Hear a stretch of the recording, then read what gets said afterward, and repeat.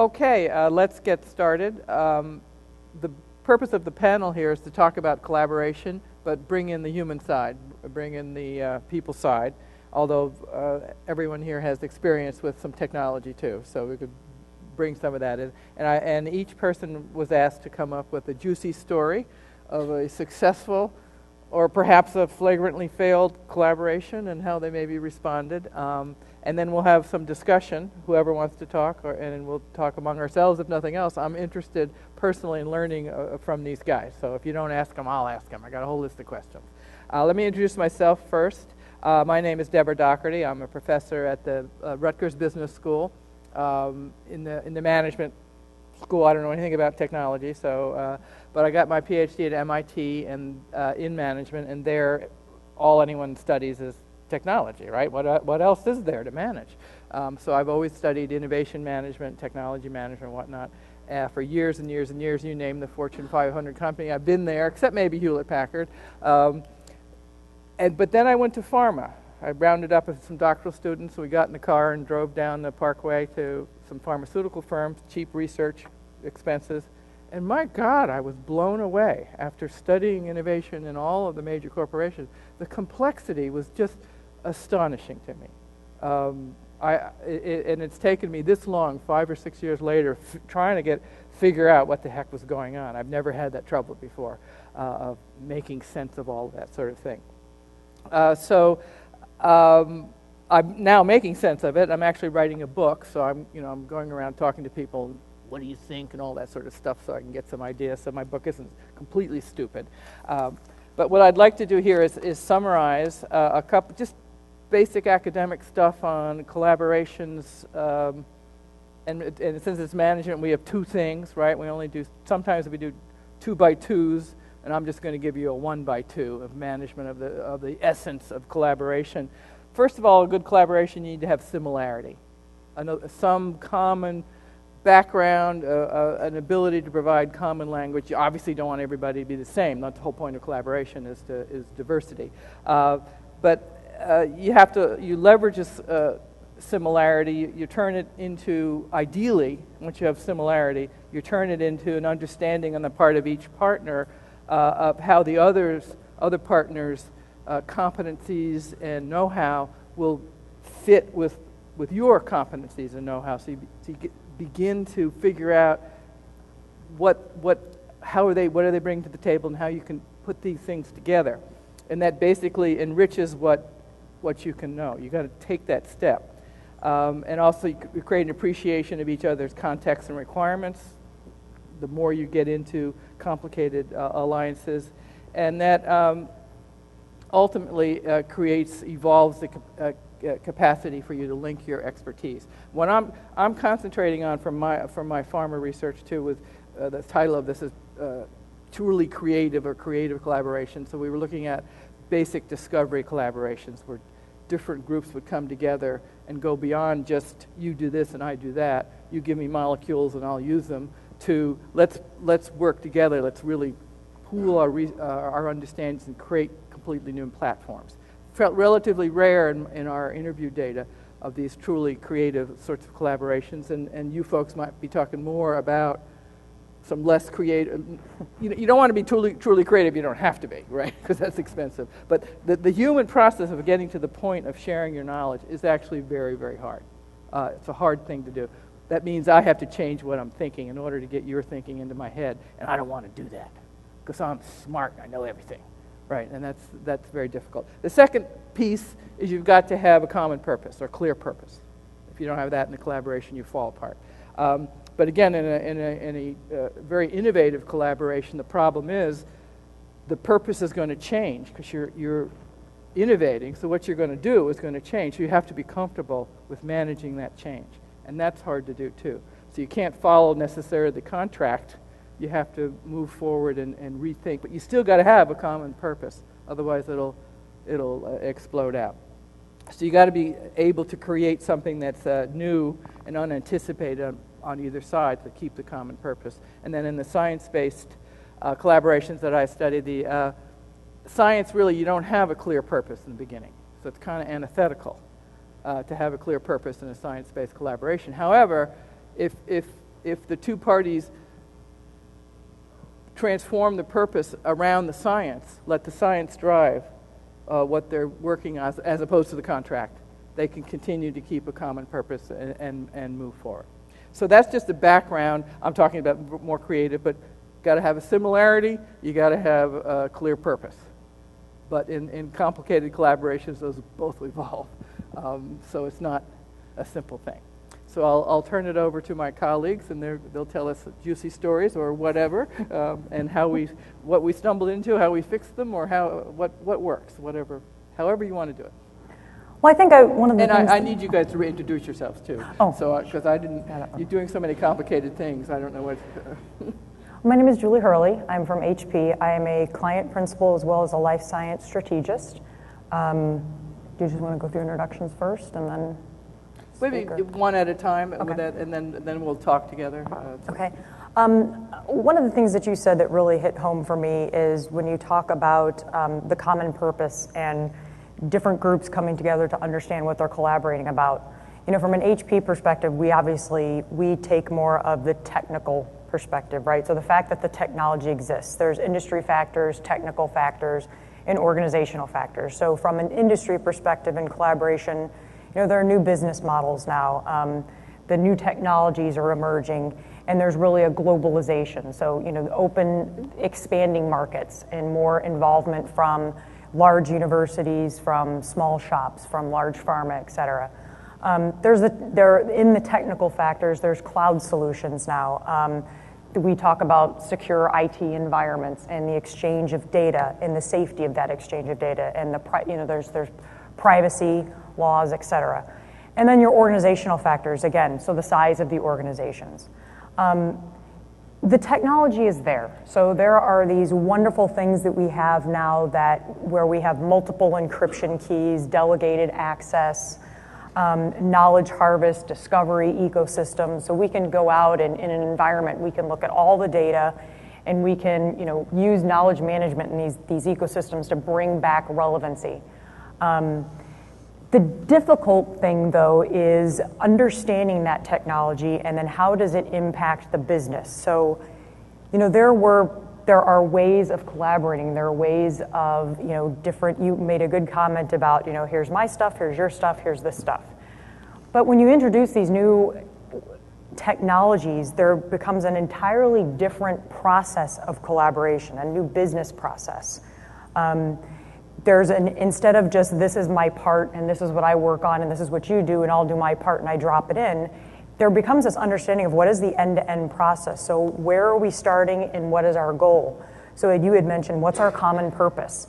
You know, we're more aligned now to I don't just add this, I need to understand why I'm adding it and what I'm contributing to. So what is our end product?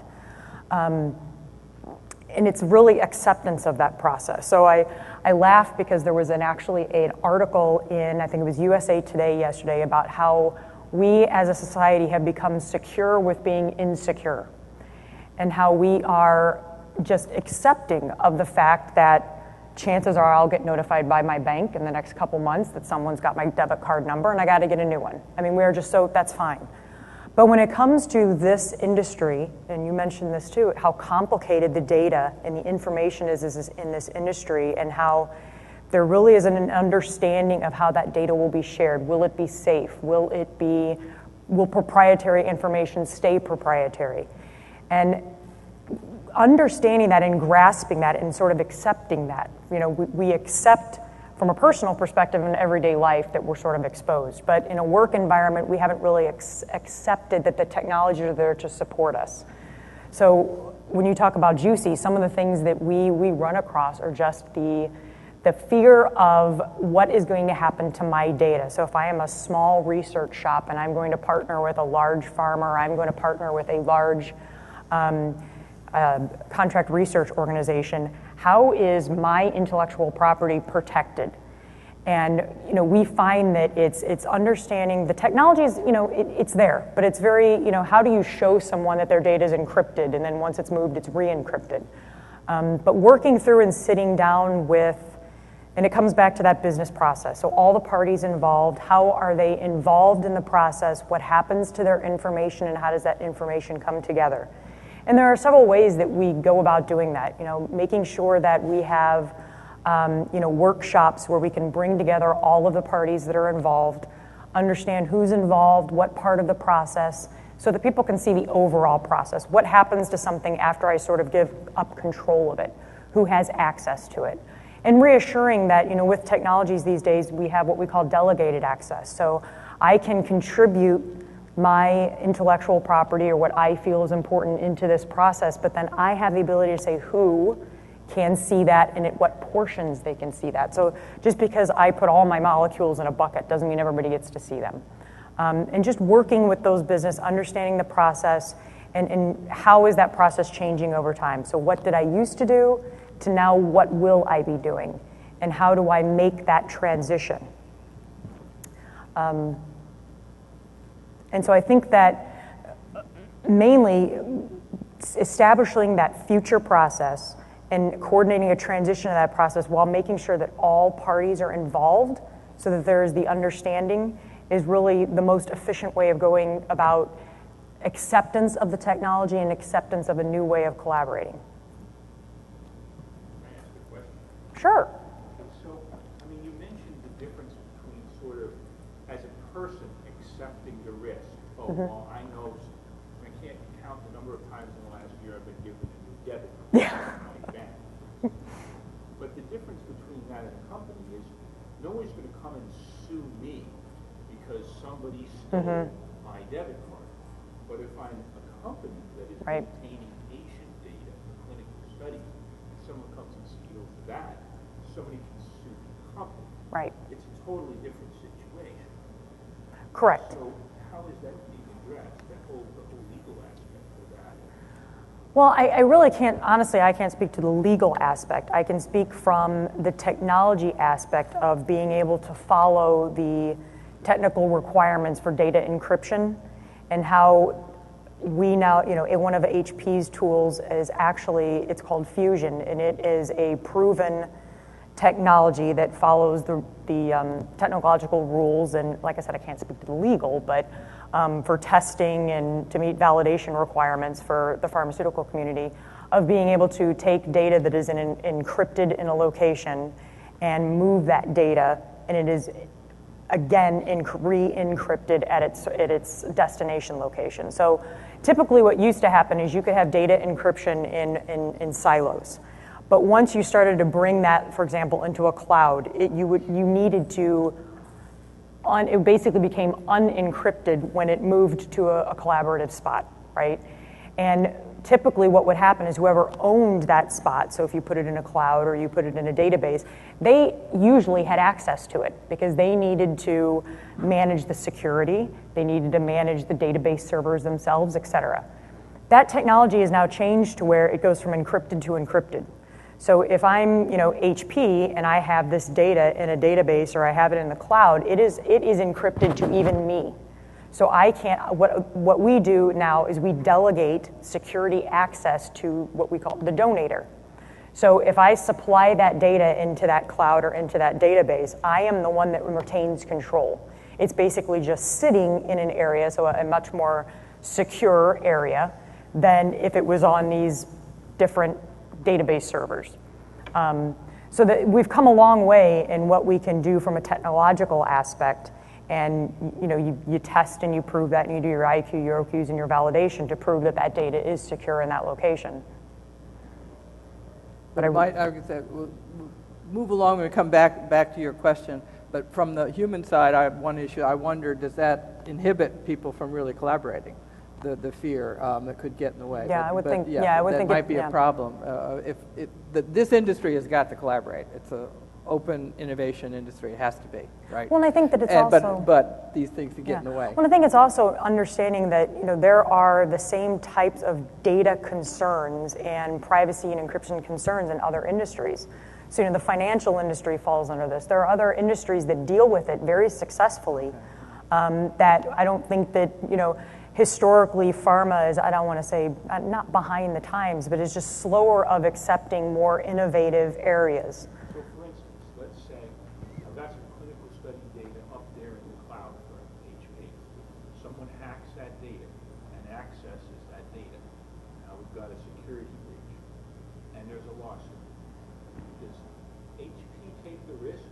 the risk for that? Or is that totally on the pharma company to collect the data? Like I said, I unfortunately can't speak to the legal We'll have to find a aspects lawyer. of that. Yeah, I'd have to get legal involved in that, but. Well, let's proceed, and we'll keep this on the table of how can we legally finish, and we'll go through the panel, get everybody to say a little something, and then we'll discuss some of these issues. So, Jason? Excellent, thank you. And Good you have morning. to introduce yourself. Absolutely. And Good morning, explain everybody. this funny thing you're doing. Yes, of course.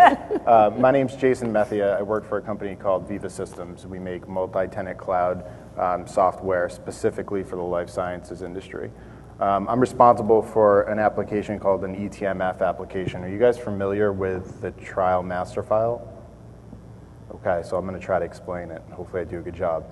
A lot of talk about patient data, right? The trial master file is the other side of the house. It's the documentation that you put in front of an inspector when they want to see how you've run your trial, right? So the trial master file essentially recreates your trial. It's part compliance tool, so you need to, as I mentioned, reconstruct the trial. But nowadays, the conception of an eTMF is starting to change, and it can actually become a trial management tool as well, and that's a lot due to technology that's out there today. My background is actually not in technology or in science. So I worked in clinical operations at pharma companies and research hospitals before coming over to Viva, specifically in inspection readiness and trial master file management. Okay, so a lot of my perspective is how we collaborate with clinical research organizations. You guys are familiar with CROs, and our investigator sites. So specifically, how are we collaborating with those two organizations as we're running our clinical trials? The CROs, from a trial master file perspective, are super critical because, like any function, we outsource a lot of TMF management services today.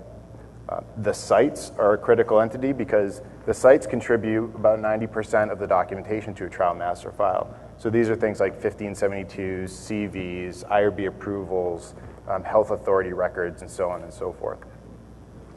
So basically what I'm going to do is share with you guys two scenarios in terms of trial master file management, a good scenario and a not so good scenario, and talk a little bit about how collaboration plays into each one of those scenarios. All right, so we'll start. Actually, I won't even tell you which is good and which is bad. You guys can just figure it out yourself. Hopefully it's obvious. So this is an actual case study from a customer I'm going to keep confidential. So we outsource a lot of trial master file management services to CROs. This company used 5 or 6 CROs, different CROs, to manage their trial master file. They didn't implement any standards whatsoever. So they basically said CRO number 1 through CRO number 5, use your own process, use your own standards. At the end of the day, I want you to give me a deliverable. And that deliverable is a set of documents. It's your trial master file. That's what you're going to put in front of an inspector when they come knocking at your door when you do your NDA. Time goes on, a couple years pass. CROs are managing the trial master file the entire time. No visibility on the sponsor side into the status of that TMF. The boxes come in-house. The company is going to do a regulatory inspection. They got 6 months to prepare for that inspection, so they hire 2 resources full-time to audit the deliverable that was given to them by a CRO. Bad idea, right? We're already shaking our head. This is not going to turn out well. So those 2 resources spend 6 months auditing the trial master file. At the end of the day, they have thousands of findings, which is typical. No matter how you slice it, you're always going to have issues with documentation. 180 days goes by. They've identified all these findings. They're trying to resolve all of these findings now, all of these document issues. After 180 days, they were able to resolve 20% of the findings. Okay? Why is that? It's because the sites are closed, the CROs are gone, the contracts are done. Now you're stuck as a sponsor with a box of documents that you have to put in front of a regulatory agency inspection, or inspector, I should say. All right? So 180 days, 20% of your findings resolved. You have major gaps, and you spent considerable amount of time and resources for this 180 days trying to resolve all those findings. Flip side, same company, following year, they learn from their mistakes. They're not going to do this again. So what do? They keep those 2 resources on, and they adjust how those resources are working. Those resources are no longer going to be responsible for retrospectively auditing a deliverable at the end of the study. They're going to actively work with the CROs during the study to ensure that the TMF is inspection ready in real time. So that means a lot of different things. These resources are responsible for doing regular audits of the trial master file to make sure that the quality and the completeness of the documentation is there. They're actively working with CRO counterparts to make sure that that CRO is operating under a set of standards that's dictated by the sponsor. So Barbara started talking about similarity and how important that is when it comes to collaboration. That's analogous to creating these standards, right? So it's the standards that I, as the sponsor, want my CRO to work within. It's essentially the framework. So year goes by. This new model's in place. We're doing routine audits of the trial master file on a quarterly basis. We're still identifying thousands and thousands of issues. That doesn't go away. Working to try to fix that separately, right? The key point here is after doing this model for over a year, the resolution rate of those findings is 98%, as opposed to 20% in the old model. All right, the average time to resolve a document issue is 10 days. So the value that you get from that model, and really all that model is a clear set of standards. You get agreement from those standards in advance with your CRO. Potentially even put some of those standards, KPIs, and SLAs, OLAs, a whole bunch of other A's in a contract document that you can actually measure in real time. And an eTMF application is really good to be able to do that measurement and increase sponsor oversight and things like that. But at the end of the day, it wasn't about technology at all. And certainly that was a component of it. What it was about was creating some standards, getting buy-in from those standards up front, and then actively measuring and evaluating the progress of your teams over the course of time and in real time. And basically what we saw, obviously, was a dramatic improvement in the quality of your trial master file, which from a clinical perspective, when you're talking about recreating the trial, is super, super critical. And actually, I'm going to speak later on today about some of the benefits of maintaining an inspection-ready TMF and boil that down to dollars and cents, and you're going to see that the TMF is a very, very important part of a clinical development program. Okay. Thank you. Ron? Okay. My name's Ron Newbold. I'm Vice President for External Research at Pfizer in New York. I'm trained as a medicinal chemist. I've spent a little over 20 years in a business development function, essentially looking at collaborations between pharmaceutical companies and smaller biotech companies and academic labs, individual faculty members that are working in some breaking area of science. I also spent about 6 years with 3 different biotech companies as the head of business development, so I've effectively been on both sides of the negotiating table, putting together those relationships from the buy and sell side, if you will, of big pharma and biotech. And so the areas you're talking about are very different to me. Probably what I'll talk about are somewhat different to you, but I think there are some commonalities, certainly. We are looking for new targets. We're looking at new capabilities, whether from a automated perspective that is obviously data intensive. Everything we do is about data, is about securing information, about trying to break new ground scientifically. So much of what we do is biologically based. Pfizer is one of the big pharmaceutical companies that's in a lot of disease areas concurrently, and so my group is the global scouting team that is deployed in a number of countries. We're trying to find the best science competitively across all territories that would have impact in our major disease areas like neuroscience, like oncology, inflammation, vaccines, for example. Over the past 5 years, one of the things that I wanted to touch upon is what's changed in our business. There's been a tremendous disruption, much of it financially driven, but of course also I think from a capacity perspective, as the industry has been consolidating, has been dividing itself into finer and finer degrees of specialization. You see most of the pharmaceutical companies, for example, have shed their animal sciences businesses. Those are now independent and actually thriving these days. We've exited some certain therapeutic categories. And of course, we don't have the resources, the financial resources as an industry to invest in basic research completely independently the way that the industry did 10 and more years ago. So we all used to compete directly with each other. We never spoke to each other. Everything was very much maintained in-house. And we tried to do everything from idea through clinical study and product launch independently. Universities also did the same sort of thing. For the longest period of time, they wanted to focus on pure basic scientific discoveries.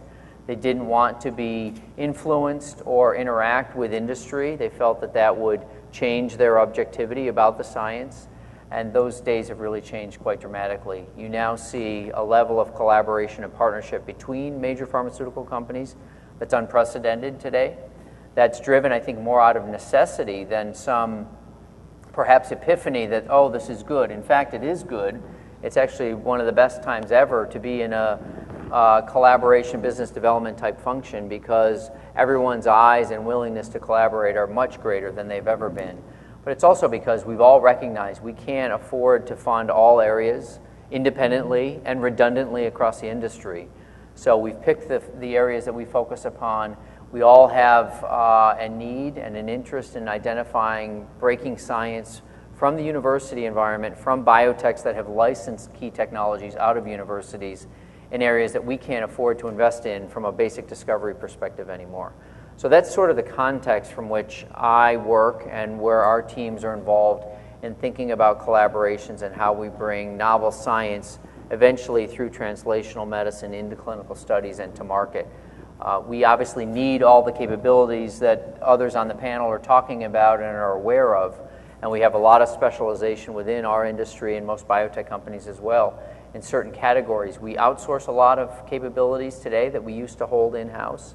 We're able to work with and collaborate with companies that provide solutions to whether it's our IT needs, to contract research organizations to help support our clinical studies.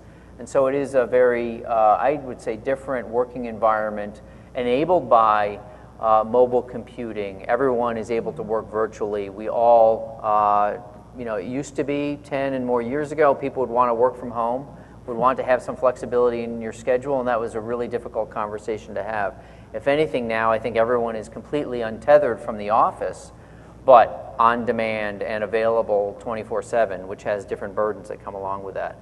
We work in a much more electronically driven, whether it's electronic records and notebooks, from a paper-based laboratory and office environment. It has enabled people to focus on hubs of innovation, and there's a major effort within our industry to be in places like Boston, like Cambridge, UK, like San Francisco. That's had impact on New Jersey, for example, on a number of other locations. And so we also think in that context of how can we collaborate. Is it easy and necessary to collaborate with someone who's in the same town as you are? Or can we collaborate with innovators in India or in China, in Brazil? I have people in the emerging markets now looking at basic science opportunities that we would never have considered historically and trying to find the best science where we can, again, competitively with others in our particular industry. So I can get into some examples of good and bad collaboration, but it's been a tremendously disruptive environment for the biopharmaceutical industry over the last 10 years. And I think we all get bashed around in the press a bit about how we go about doing that, how effective we are. You see in the paper every day different models of how some companies want to completely divest themselves of any basic research and just buy the products, market them. Others feel very strongly that we have to be engaged in the basic discovery of novel science. And we all have different capabilities in doing that. And so it's been interesting for me. I've been at Pfizer about 4 years. I was with another pharmaceutical company for quite a long time, and as I said, with some biotechs. And really that interface, the stimulation you get from interactions and collaboration is I think, very motivating, and it makes the work quite interesting. Could you just talk a little bit about what really works? I understand this is evolving as we speak, so it's hard to say you have standards. But what Sure. seems to really work, say with biotech or whatever you think is the... Right. So I would say today it is a very different environment.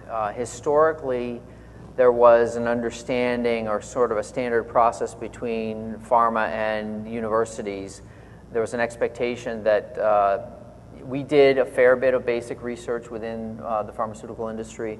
We also provided a lot of unrestricted funding to university laboratories, sometimes at the institutional level, sometimes to specific laboratories. That might have been a legacy of where folks had gone through their PhD or postdoctoral training, and then they're giving effectively grants to those laboratories.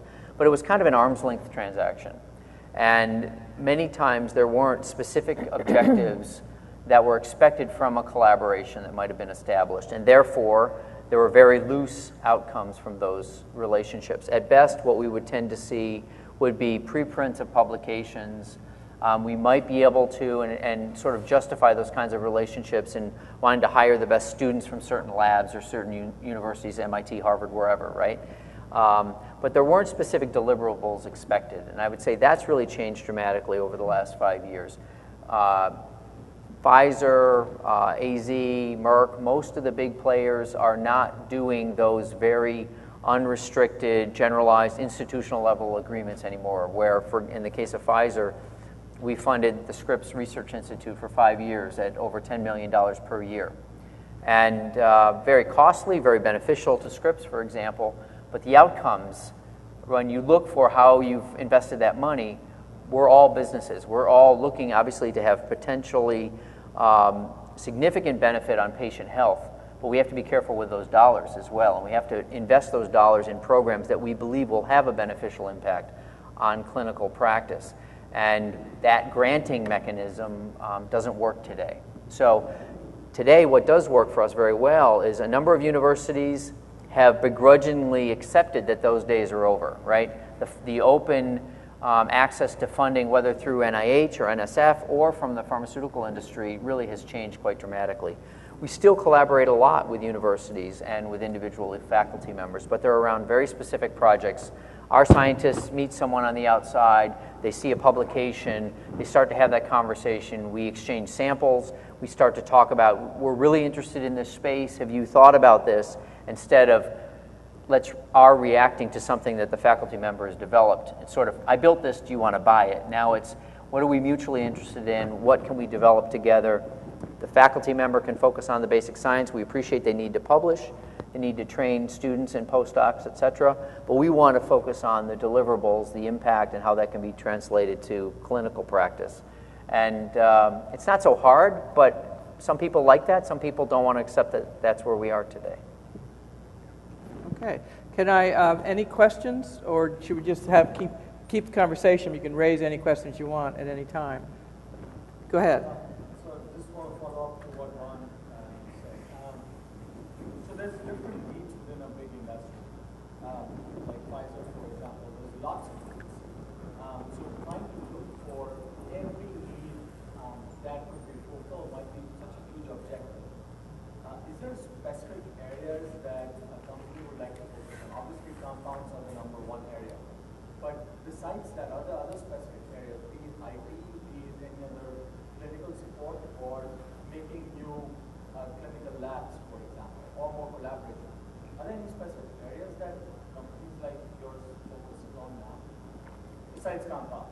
Sure. Yeah. Well, I think what we're trying to do, what's very helpful, having been on the small company side, kind of watching how everyone in the industry goes about that, because I think, yeah, if you're an individual entrepreneur or a company on the outside looking to establish a relationship with a big company, it's sometimes incredibly challenging to find out, how do I get to the right person in a big organization? So we try to be more transparent of what those needs are. For example, in our space, in the sort of basic science discovery space, everything from idea up through sort of clinical interests, we've put together a document that we have on our partnering website so people can see these are our areas of interest, disease areas, it touches on technologies, it hits upon broader categories like gene therapy, like high throughput discovery technologies. But there's a lot of bounds around that aren't very clear. And so I think more companies have groups like ours, whether they call it external research, they call it business development and licensing.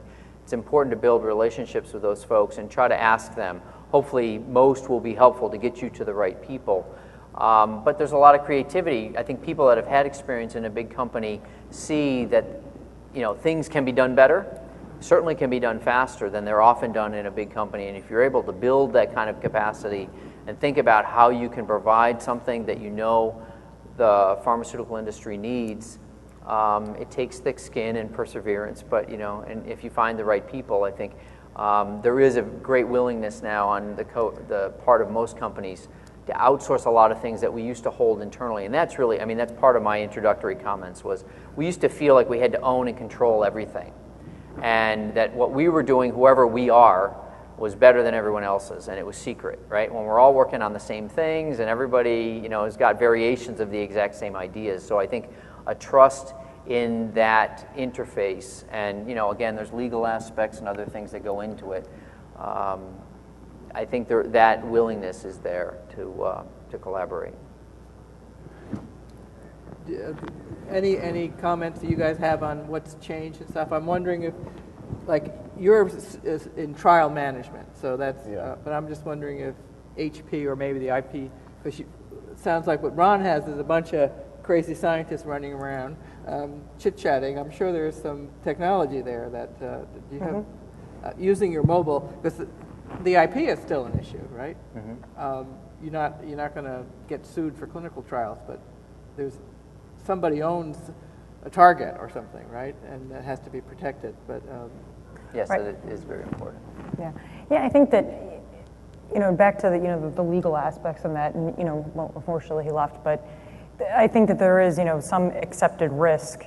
It's a very new environment. As Ron was saying, is that everything was kept very close to the vest traditionally, and now it's sort of like opening that up and realizing for better business purposes and for financial reasons and for health reasons, for the betterment of patients, is that now you have to start to work together and collaborate. And there is a certain amount of risk that's going to come with that I think that everyone needs to be able to shoulder a bit. Large company, small company, the technology that supports it. And I that has been in most of the conversations that we have with clients, is that is a huge barrier. I think we do at HP we do some very cool and very slick and sexy stuff with social media, and you look at things that we've done like with Pepsi and NASCAR, to where we can look at, for NASCAR, there's just this huge center for NASCAR that if you saw it you wouldn't believe it, and during a race we have the ability to mine all sorts of social media and data, that if there's a rain delay we can pick up what people are tweeting, what people are posting, what they're saying, so that we can feed that back to the executives at NASCAR so that they can change what they're doing. They can change something on the fly real and say, right, and so they can say, okay, well, we're getting a spike of people are just really tired of this commercial, and they pull it off. Or, while the racetrack is drying, people have said, really be smart if you guys did this, and they can react. But there's, so there are certain industries that are just embracing that. They want to know what everyone has to say. But, while social media is the great example, is that, pharma wants to know what's being said, but it comes back to, do we really want to know what's being said? So what is our liability and what is our risk when you start, if people start to post certain things about a drug, and what's our risk and what's our responsibility and liability of mining that data. So if I at HP say, well, I can bring back, every tweet and every post or anything that has to do with Tylenol. And well, but do you really want to know, right? You do from a marketing perspective, but then from a clinical perspective or a pharmacovigilance safety perspective, then what's the responsibility around that? So I think in such a highly regulated industry, it's really working, the acceptance of that it's changing, but also like support of FDA and support of the regulators of saying, what are the rules now when you start to open up this huge, access to all of this data and all of this feedback? How, what are the rules around this and how do we handle it? And as we do these, as large pharma goes to biotechs, and what's sort of the new operating model that this introduces, and how do we support it, right? Because as I started, the first thing I said is the technology's there, but how does that technology apply to a very rapidly changing industry that has a history of regulation and getting in trouble, so to speak? You raise a really interesting point, because I hadn't thought of it, but a real challenge today because of technology and because of more collaboration, and I've experienced this firsthand when I was with a biotech company, is because patients, particularly oncology patients who are desperate, right, at end-stage disease, to get a therapy, even if it's experimental, that may save their life, and you're running a clinical study that has to be regulated, and it's very easy for patients to connect with each other and say, I'm getting this, my drug looks like this, I think it's placebo, and then they bail out of the study because, we all know there are emotional and intellectual aspects to clinical studies. That's why there's a placebo effect. If people believe it's not working, or they believe it's working even if they're on placebo, if you take away that non-biased perspective and people are bailing out of a study, it ruins the trial. So everyone that was in the study, even getting the experimental therapy, it has to be stopped. And so you have to think about how can you, you obviously can't control what people do and say, but how can you run a clinical study today when communication is so easy? And you need to provide those objective data to the FDA and others. And that's hard, right? That's a challenge we didn't face before. Yeah, and the impact of that. So we all know how expensive clinical studies are, and how companies are hedging bets on pipeline, and that just your example is perfect. So the investment and the time spent on which could be a life-saving drug is suddenly stopped, and you have to reset the clock on that because of information that quote unquote leaked out, but it's you can only recruit people to the active arm, and if all the placebos, all the controls bail out, you have no study, right? It's very difficult. Jason, any change in the regulation? I was going to ask you, is the regulatory world changing? That's more of your expertise, but yeah. So, I don't know how much the regulatory world is changing. I do know that from a clinical perspective, we're getting a lot of great feedback and advice from the MHRA, which is the equivalent of the FDA in the UK. From a trial master file perspective, again, and that's sort of where my sweet spot is. They're providing more and more guidance around the expectations of what an eTMF application should and could be. The FDA doesn't really provide any guidance there. They're sort of behind the scenes, and I think that's just the nature of partially nature around how they conduct audits. The way the MHRA and the FDA conducts audits from a GCP's perspective are drastically different. So I think the MHRA is providing a lot of great advice, especially around how you run your clinical trials, how you maintain governance over those clinical trials. FDA, I feel like there's a little lag there. So I think it depends on the regulatory agency. But I feel like the lines of communication are there. I know from my perspective, us at Viva, we're constantly communicating with FDA, MHRA, EMEA, putting our software in front of them, getting them acclimated with that software, understanding from them how they anticipate the software to be used so that we can build a better product.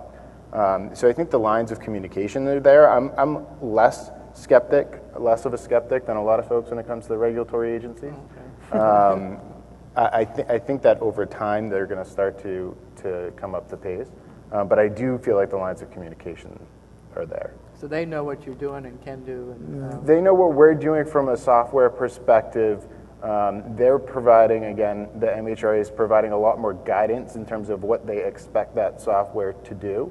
And it's less just like minimal requirements. Like, so from an eTMF perspective, I need to be able to view a document. Like that's a given when it comes to the trial master file nowadays. MHRA is taking a step further, and they're saying we want certain functionality within that application, not just to view a document. We want sticky note functionality and to be able to track document issues. And like all of these types of advanced they're not even requirements, they're just best practices. they're starting to share more and more of that type of information, which I think is very, very positive. Okay. Please. More general question, I think. So lots of the collaboration requires lots of communication, I guess, to the consumer. If I look myself as a consumer, you're getting a lot of information from, say, HP telling us what they should be doing, or the pharma companies telling us what product we should buy. At some point, all this communication is becoming too much, and so there's no way for us to filter any of that information. In many senses, you folks have the tools to filter all the tweets or all the other communications that are going on. But what does a consumer do? From as an industry or as an entrepreneur, we do want to collaborate, but we also want to receive specific communications. So how do we, in some way, filter through all of that? I just was thinking, a woman yesterday, Dr. Bani, was talking about patient associations and how they're really expanding, coming together around those sorts of things, which may also then feed back on the trial stuff. Patient advocacy groups, Yes, that sort of thing, yes. right? And she said there's lots of patient associations around diseases, and so that's probably another big change.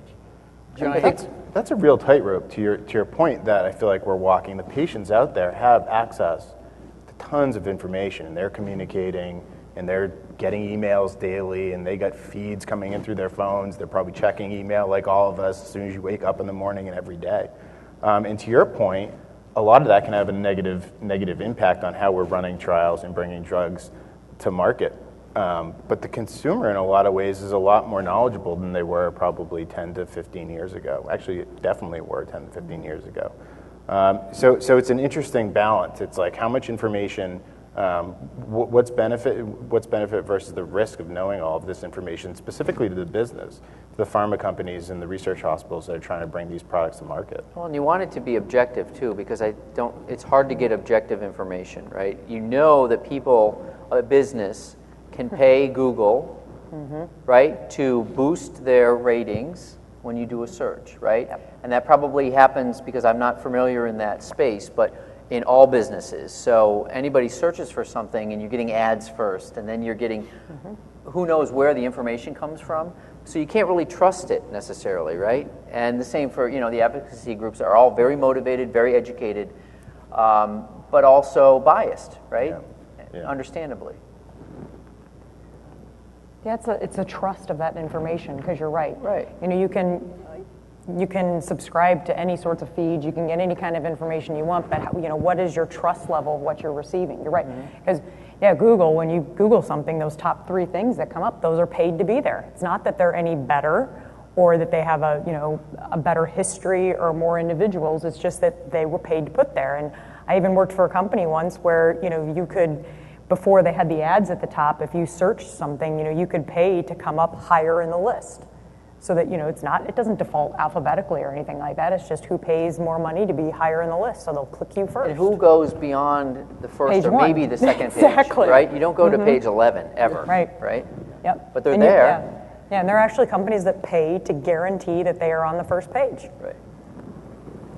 So we have more risk. You talked about there's more risk sharing, or need to have more risk sharing, and that's a trend, and that might go with the patients too. The general consumers have to maybe shoulder more risk. That's a very good way of putting it, because I think patients have to accept more responsibility. With the amount of information that you receive now, I think 10 to 15 years ago, you'd go to the doctor and they would prescribe something, and you just took it. That trust that they were right, they knew what they were talking about. Now, a doctor prescribes something and you go home and you surf the internet. What does this do? And you go to WebMD and what are the side effects? And you're the expert. And suddenly you become an expert on this, but, and the mind is a powerful thing. So I go out and, I see that these are side effects and suddenly I'm having them. Suddenly I have every single one on that list and I go back to my doctor. So I think as a consumer, a lot of the responsibility is now being pushed on us to really do accurate research and figure out what is accurate and what isn't, and to have some sort of approach to what you will accept as true and what you will manage yourself. Okay, any other issues? Sam, you're a collaborator. He nods a lot. So. It's getting better. I mean, everything, all drugs have benefit versus risk. And I think many years, patients expected that doctors would give them risk-free medication. Right? I talked about foods and I like to say water is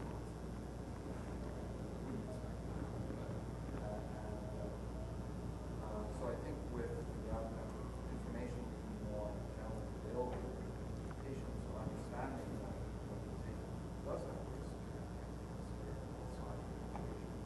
I mean, it's something that companies want.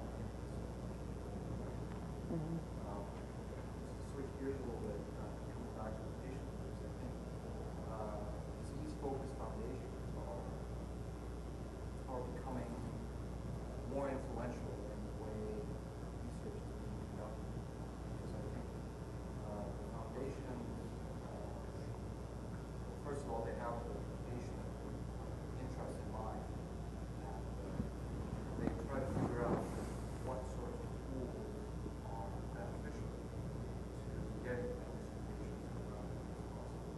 And so they're thinking about open innovation in a way that probably a little bit more advanced than companies are, and understanding that if I share certain tools that can then be used by both companies and researchers and academia, that advances the field more rapidly and gets to the patient. Yeah, you raise an interesting point because a lot of the technologies that we work with, for genomics and sequencing and how, for target populations for clinical studies, that's, I always joke, my husband asks me what I do, and I always joke, I'm like, well, look at like a really cool, science fiction movie, and we're there, to be able to target a population in when you're researching diseases it's just something that's wonderful, that we have that, but it takes time to get there. Well, okay, and if there's no other questions, we'll stop. And if you have any particular questions for the panelists, feel free to come forward. Thank you very much. Thank you.